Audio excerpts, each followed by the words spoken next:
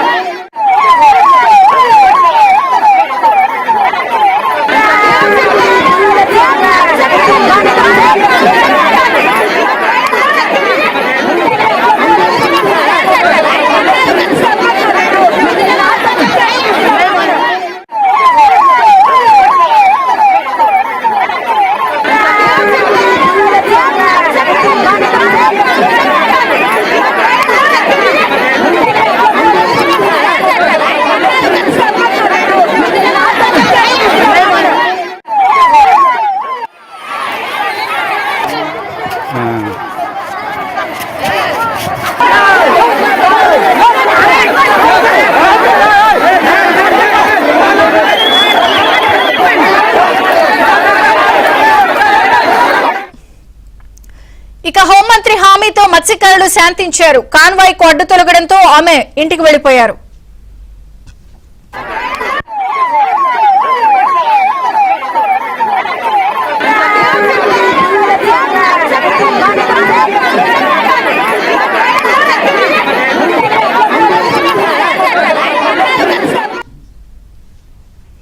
అనకాపల్లి జిల్లాలో bulk drug park కి సంబంధించిన వ్యవహారంలో అక్కడున్న స్థానికులందరూ కూడా హోంమంత్రి అనితకు కాన్వాయ్కి అడ్డుపడ్డారు. నిరసన సెగ తగిలింది.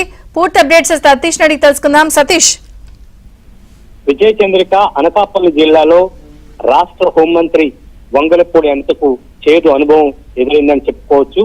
అనకాపల్లి జిల్లా నక్కపల్లి మండలం మత్స్యకార గ్రామం రాజయ్యపేటలో గత కొద్ది కాలం క్రితం బల్క్ డ్రగ్ పార్క్ కి రాష్ట్ర ప్రభుత్వం కేటాయించింది. అయితే బల్క్ డ్రగ్ పార్క్ ఏదైతే ఉందో వాటిని వ్యతిరేకిస్తూ స్థానిక మత్స్యకారులు తమ కొద్దంటూ కూడా గత 16 రోజులుగా శాంతియుత నిరసనకు దిగారు. అయితే అదే క్రమంలో రాష్ట్ర హోంమంత్రి అసెంబ్లీ కార్యక్రమాలు ఉండడంతో తాను హాజరు కాలేకపోతున్నాను, అసెంబ్లీ సమావేశాలు పూర్తయిన తర్వాత తమ వద్దకు వచ్చి ఆ యొక్క నిర్ణయాన్ని ఏదైతే ఉందో వాటిని పరిష్కరిస్తామని చెప్పి హామీ ఇవ్వడంతో వారు సాధించారు. అయితే ఈ రోజు ఆ మత్స్యకారులు కలిసేందుకు రాష్ట్ర హోంమంత్రి అక్కడికి వెళ్లడం జరిగింది, వారితో మాట్లాడడం జరిగింది. ఇక్కడ స్థానికమైన సమస్యలను ఆ రాష్ట్ర హోంమంత్రి ఏదైతే ముఖ్యమంత్రి అదేవిధంగా డిప్యూటీ సీఎం పవన్ కళ్యాణ్ కు వివరిస్తామని కూడా హామీ ఇవ్వడంతో వారి కొద్దిపాటి శాంతించారు చెప్పుకోవచ్చు. అక్కడి నుంచి తిరిగి ఇంటికి పయనమయ్యే సమయంలో వారి యొక్క కాన్వాయ్ని ఏదైతే రాష్ట్ర హోంమంత్రి కాన్వాయ్ని అడ్డుకునే ప్రయత్నం చేశారు. అంతేకాకుండా కాన్వాయ్ని ముందుకెళ్లనివ్వకుండా చెట్లు కూడా అక్కడ అడ్డంగా ఉంచి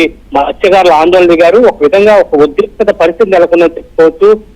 ఇంచుమించు 1000 మంది వరకు కూడా అక్కడ స్థానిక మత్స్యకారులు చేరుకొని తమకు సమస్యకు శాశ్వత పరిష్కారం ఇస్తే గానీ ఇక్కడ నుంచి కదిలేదు లేదంటూ కూడా హోంమంత్రికి గట్టిగా నిలదీయడం జరిగింది. అయితే అక్కడ ఉన్న పరిస్థితుల్లో ఆమె అప్పటికప్పుడు సమస్యను పరిష్కరించే దిశగా ఆమె చేయలేని తరుణంలో ప్రస్తుతానికైతే పనులను నిలుపుదల చేస్తాం, ఆ విధంగా నిర్ణయాలు తీసుకుంటాం.